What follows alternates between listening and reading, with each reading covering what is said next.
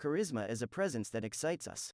It comes from an inner quality, self-confidence, sexual energy, sense of purpose, contentment, that most people lack and want.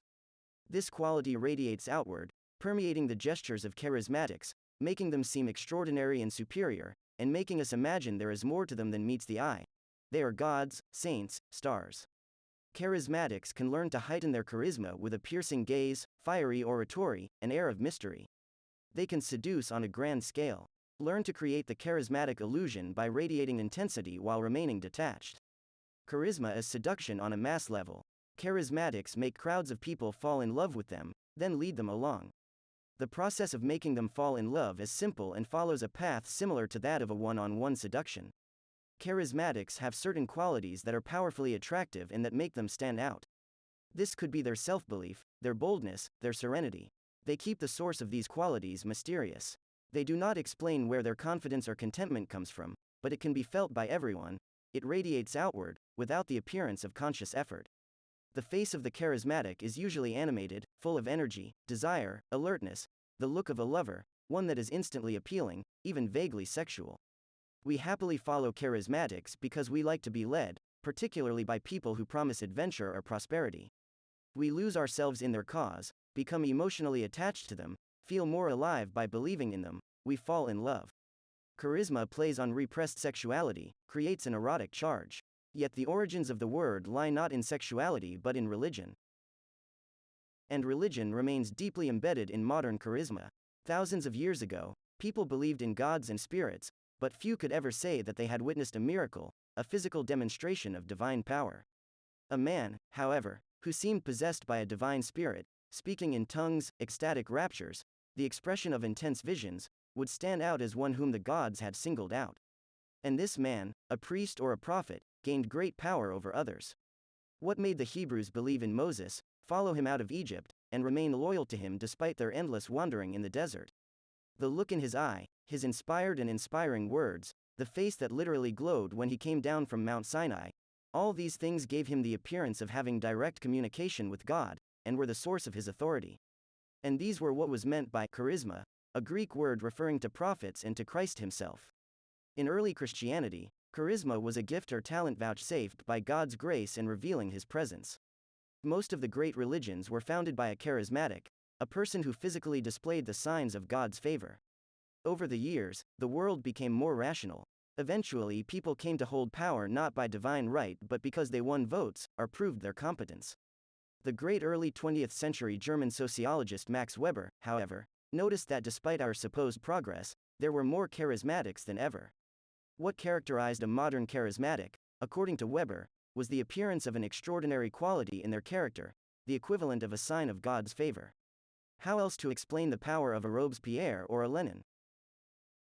More than anything, it was the force of their magnetic personalities that made these men stand out and was the source of their power. They did not speak of God but of a great cause, visions of a future society. Their appeal was emotional, they seemed possessed. And their audiences reacted as euphorically as earlier audiences had to a prophet. When Lenin died, in 1924, a cult formed around his memory, transforming the communist leader into a deity. Today, anyone who has presence, who attracts attention when he or she enters a room, is said to possess charisma. But even these less exalted types reveal a trace of the quality suggested by the word's original meaning.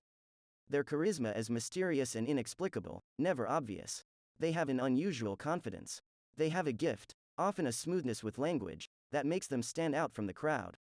They express a vision. We may not realize it, but in their presence we have a kind of religious experience. We believe in these people, without having any rational evidence for doing so. When trying to concoct an effect of charisma, never forget the religious source of its power. You must radiate an inward quality that has a saintly or spiritual edge to it. Your eyes must glow with the fire of a prophet. Your charisma must seem natural, as if it came from something mysteriously beyond your control, a gift of the gods. In our rational, disenchanted world, people crave a religious experience, particularly on a group level. Any sign of charisma plays to this desire to believe in something. And there is nothing more seductive than giving people something to believe in and follow. Charisma must seem mystical, but that does not mean you cannot learn certain tricks that will enhance the charisma you already possess. Or will give you the outward appearance of it. The following are basic qualities that will help create the illusion of charisma. Purpose. If people believe you have a plan, that you know where you are going, they will follow you instinctively. The direction does not matter. Pick a cause, an ideal, a vision, and show that you will not sway from your goal. People will imagine that your confidence comes from something real, just as the ancient Hebrews believed Moses was in communion with God, simply because he showed the outward signs. Purposefulness is doubly charismatic in times of trouble. Since most people hesitate before taking bold action, even when action is what is required, single-minded self-assurance will make you the focus of attention. People will believe in you through the simple force of your character. When Franklin Delano Roosevelt came to power amidst the Depression, much of the public had little faith he could turn things around. But in his first few months in office, he displayed such confidence, such decisiveness and clarity in dealing with the country's many problems, that the public began to see him as their savior, someone with intense charisma. Mystery. Mystery lies at charisma's heart, but it is a particular kind of mystery, a mystery expressed by contradiction.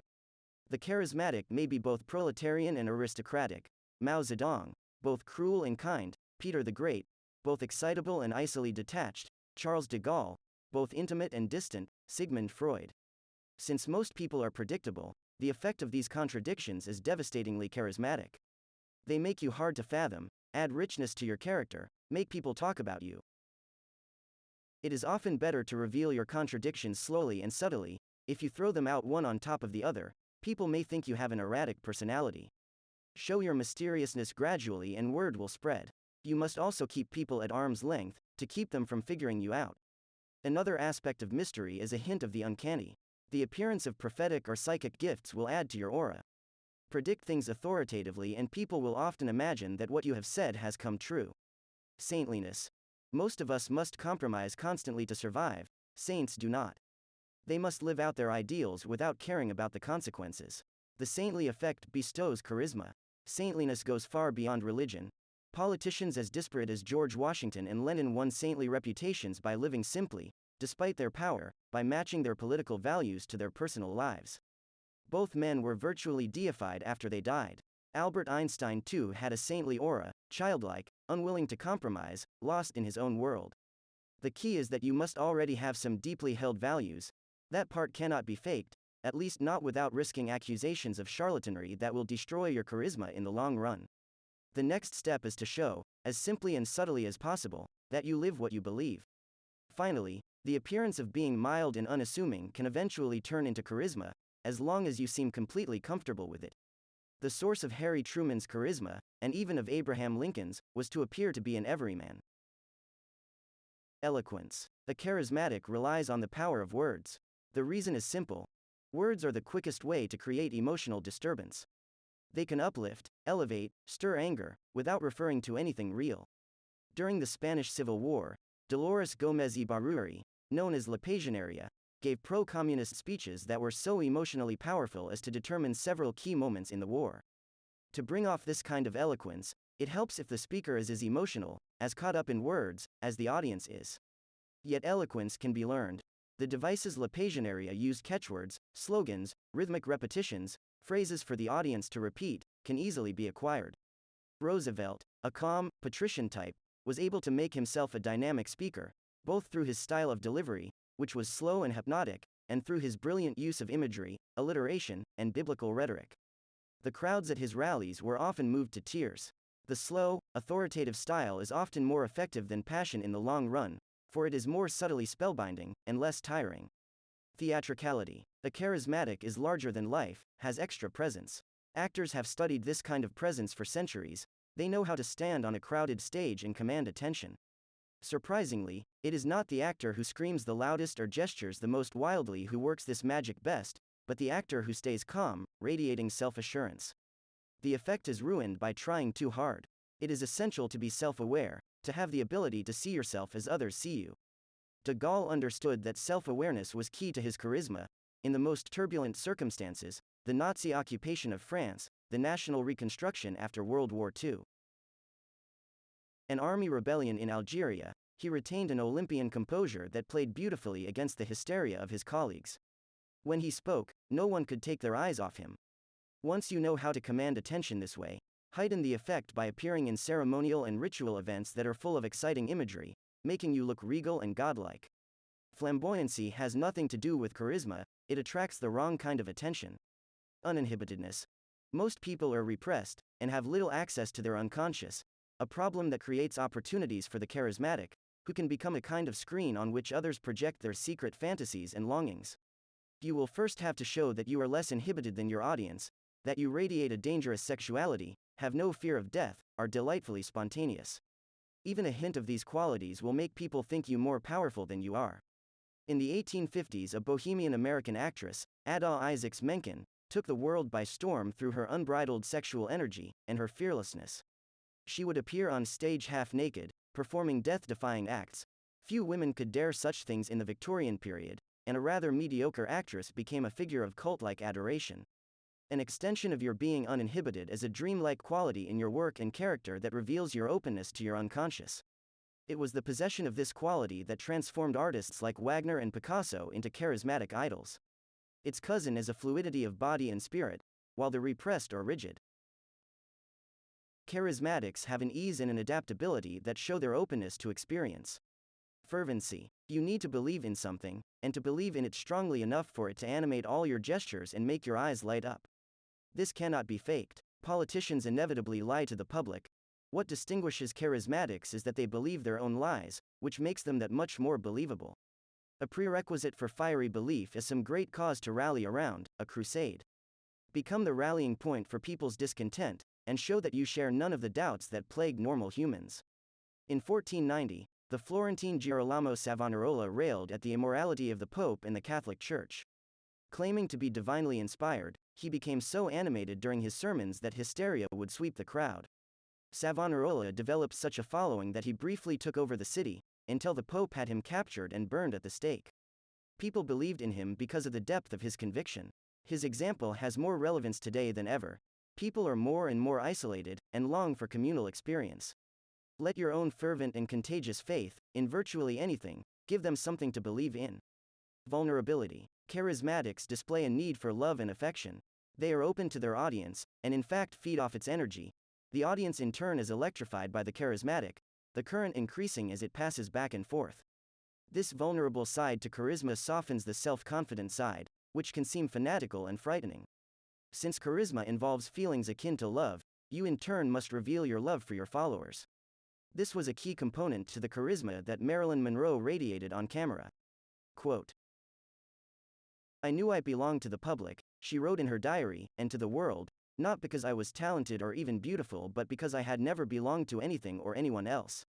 The public was the only family, the only Prince Charming and the only home I had ever dreamed of." In front of a camera, Monroe suddenly came to life, flirting with and exciting her unseen public. If the audience does not sense this quality in you, they will turn away from you. On the other hand, you must never seem manipulative or needy. Imagine your public as a single person whom you are trying to seduce. Nothing is more seductive to people than the feeling that they are desired. Adventurousness. Charismatics are unconventional. They have an air of adventure and risk that attracts the bored. Be brazen and courageous in your actions, be seen taking risks for the good of others. Napoleon made sure his soldiers saw him at the cannons in battle. Lenin walked openly on the streets, despite the death threats he had received. Charismatics thrive in troubled waters. A crisis situation allows them to flaunt their daring, which enhances their aura. John F. Kennedy came to life in dealing with the Cuban Missile Crisis, Charles de Gaulle when he confronted rebellion in Algeria. They needed these problems to seem charismatic, and in fact some have even accused them of stirring up situations, Kennedy through his brinkmanship style of diplomacy, for instance, that played to their love of adventure. Show heroism to give yourself a charisma that will last you a lifetime. Conversely, the slightest sign of cowardice or timidity will ruin whatever charisma you had. Magnetism. If any physical attribute is crucial in seduction, it is the eyes. They reveal excitement, tension, detachment. Without a word being spoken. Indirect communication is critical in seduction, and also in charisma. The demeanor of charismatics may be poised and calm, but their eyes are magnetic. They have a piercing gaze that disturbs their target's emotions, exerting force without words or action. Fidel Castro's aggressive gaze can reduce his opponents to silence. When Benito Mussolini was challenged, he would roll his eyes, showing the whites in a way that frightened people. President Kusnasosro Sukarno of Indonesia had a gaze that seemed as if it could have read thoughts. Roosevelt could dilate his pupils at will, making his stare both hypnotizing and intimidating. The eyes of the charismatic never show fear or nerves. All of these skills are acquirable. Napoleon spent hours in front of a mirror, modeling his gaze on that of the great contemporary actor Talma. The key is self-control. The look does not necessarily have to be aggressive, it can also show contentment.